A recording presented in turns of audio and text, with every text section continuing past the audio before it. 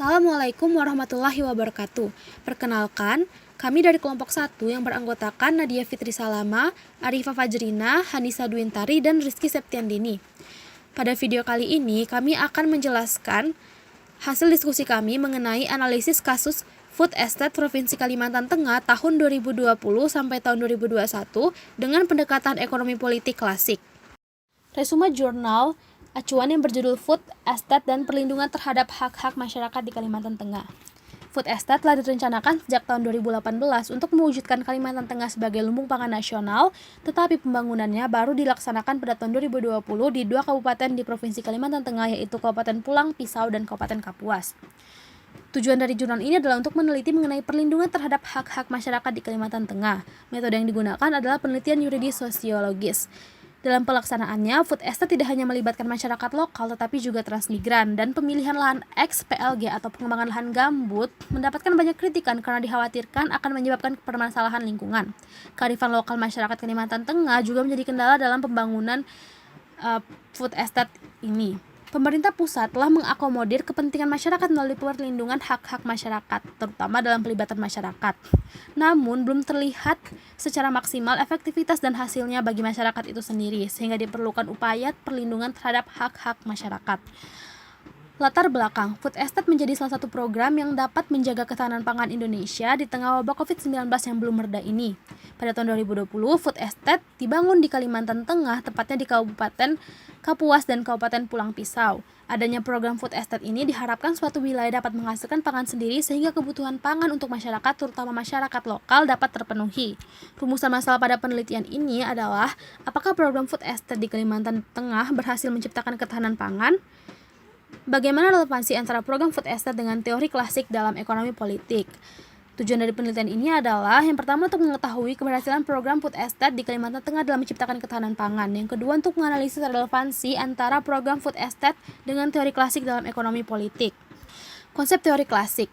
Teori klasik ini pertama kali dikemukakan oleh Adam Smith dalam bukunya yang berjudul Wealth of Nation pada tahun 1776. Kemudian diperkuat oleh kemunculan buku Principle of Political Economy karya John S. Mill pada tahun 1848. Dalam teori klasik terdapat 2 pokok aliran. Yang pertama argumentasi tentang mengatur dirinya sendiri, yang kedua teori nilai dan distribusi. Terdapat 3 syarat ekonomi politik klasik. Yang pertama, pemerintah harus menyediakan sarana keamanan militer. Yang kedua, pemerintah harus membentuk perangkat hukum untuk menghindari ketidakadilan. Yang ketiga, pemerintah harus menunjang sektor infrastruktur. Analisis kasus Food Estate di Kalimantan Tengah. Pembangunan program Food Estate di Kabupaten Pulang Pisau dan Kabupaten Kapuas di Kalimantan Tengah dilakukan pada tahun 2020, dan program Food Estate ini dibangun pada lahan seluas 30.000 hektar yang merupakan kawasan ex-PLG dari program Food Estate pada masa Orde Baru tahun 1995 sampai 1999. Perangkat hukum yang dipakai dalam melaksanakan strategi penanganan pengembangan kawasan ex-PLG ada 3, yaitu yang pertama, Kepres RI nomor 80 tahun 1999 tentang pedoman kawasan PLG di kawasan Kalimantan Tengah. Yang kedua, Undang-Undang nomor 26 tahun 2007 tentang penataan ruang. Yang ketiga, Kepres nomor 32 tahun 1990 tentang pengelolaan kawasan lindung dan data pendukung lainnya.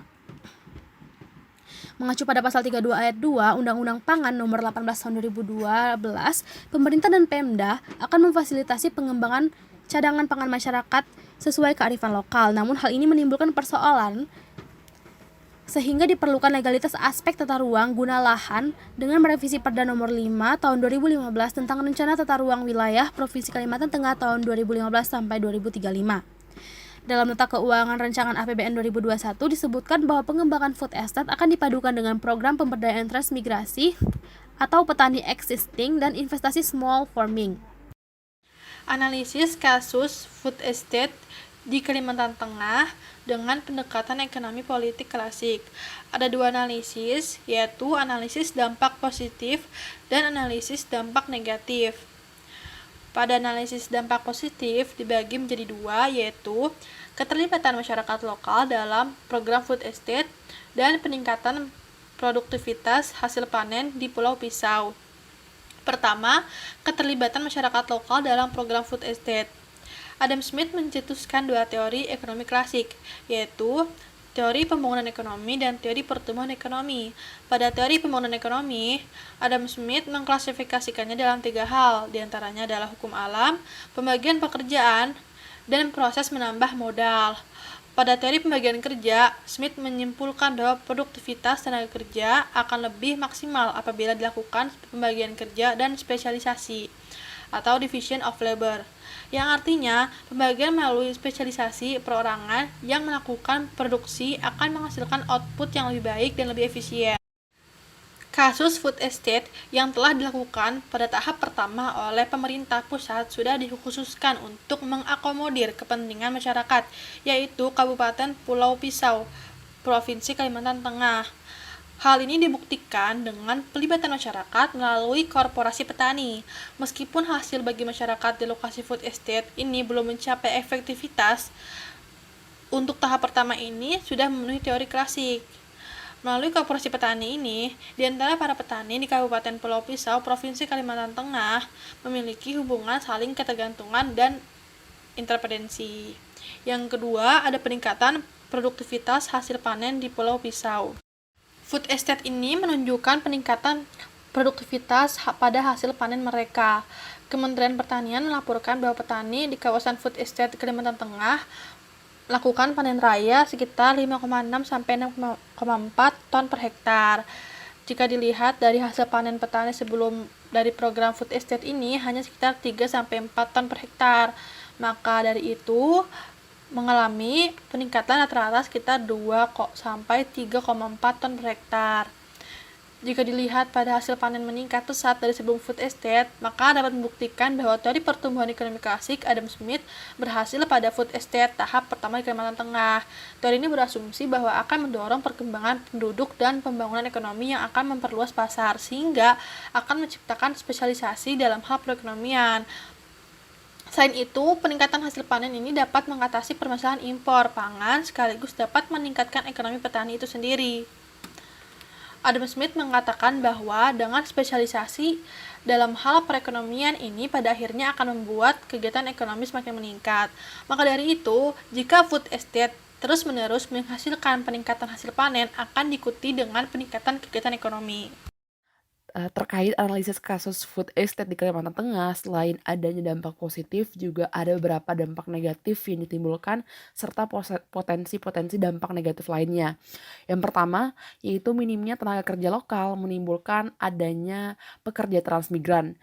Jadi hambatan yang dialami oleh program food estate di Kalimantan Tengah ini adalah sumber daya manusia yang masih minim, di mana tenaga kerja yang tersedia tidak seimbang dengan luas wilayah yang akan ditangani, sehingga perlu mendatangkan tenaga kerja dari luar.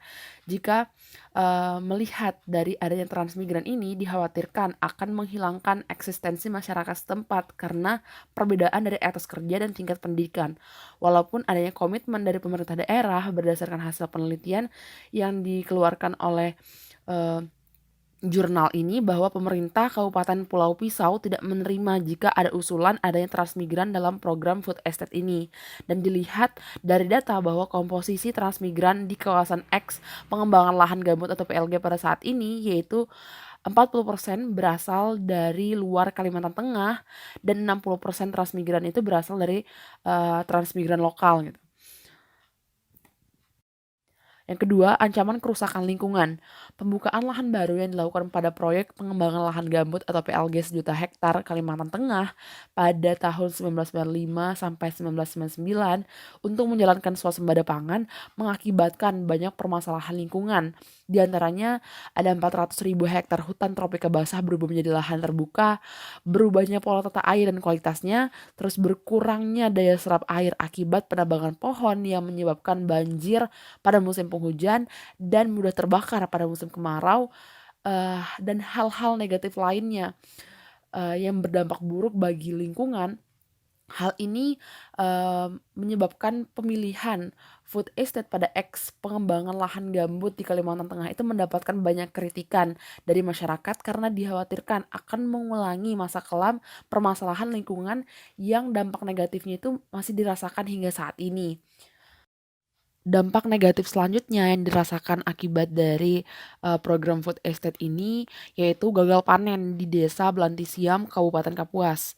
Jika sebelumnya disebutkan bahwa ada panen raya di Kabupaten Pulau Pisau, maka di sisi lain pada awal tahun 2021 terjadi gagal panen di Desa Belantisiam, di mana pemerintah mendorong untuk meningkatkan produktivitas pertanian dengan mengubah pola tanam dari 2 kali menjadi 3 kali tanam dalam setahun dan mengubah masa tanam yang tidak sejalan dengan tradisi dan pengetahuan masyarakat yang pada akhirnya membuat petani merugi.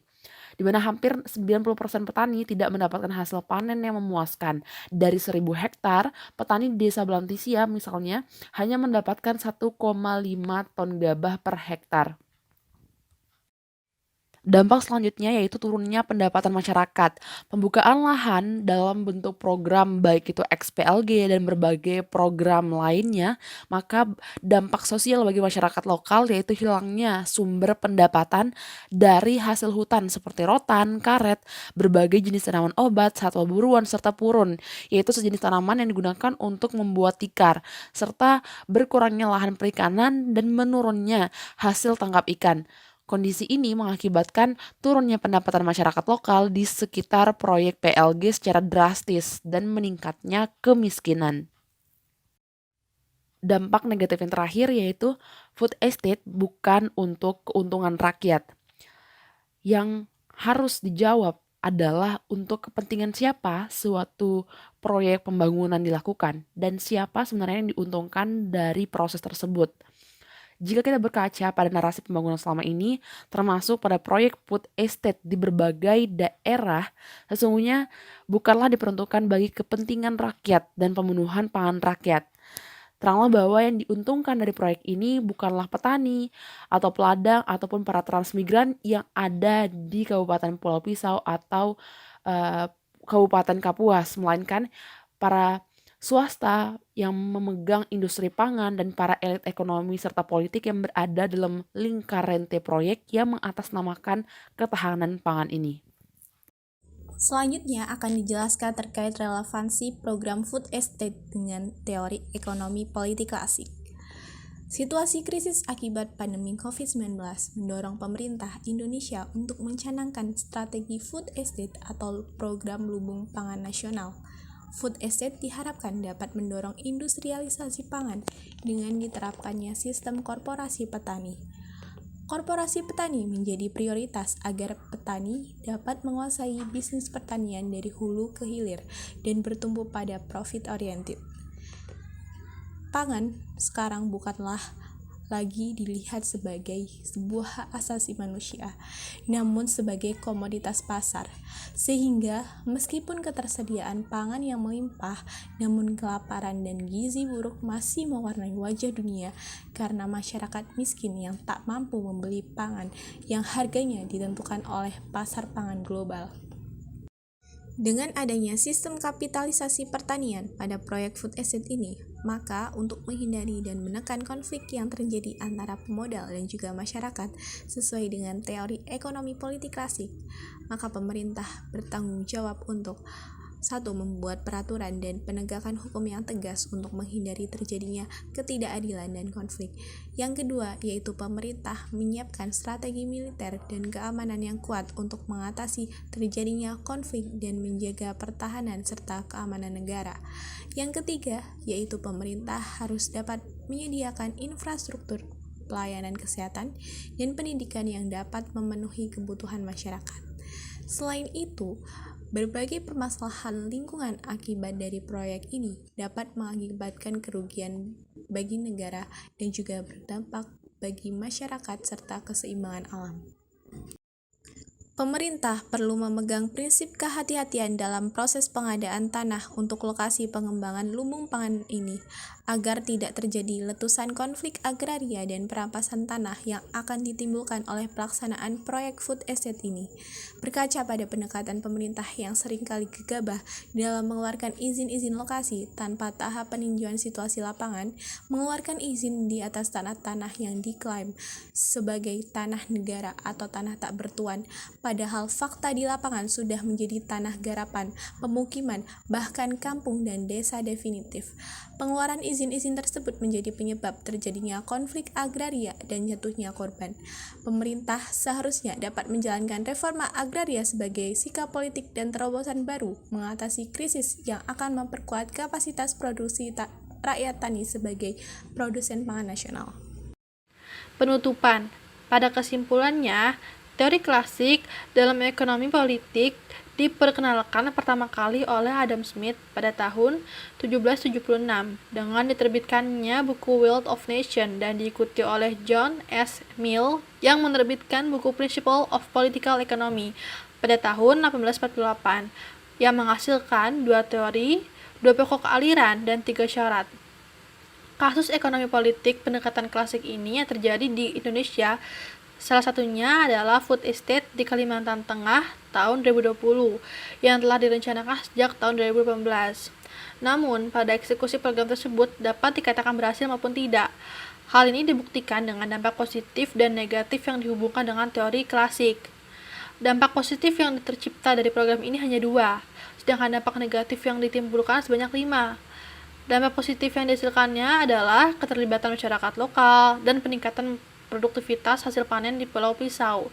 Sedangkan dampak negatif yang ditimbulkannya dari program ini diantaranya yaitu minimnya tenaga kerja lokal, menimbulkan adanya transmigran, merusak lingkungan, gagal panen di Kabupaten Kapuas, turunnya pendapatan masyarakat, dan food estate bukan untuk keuntungan rakyat.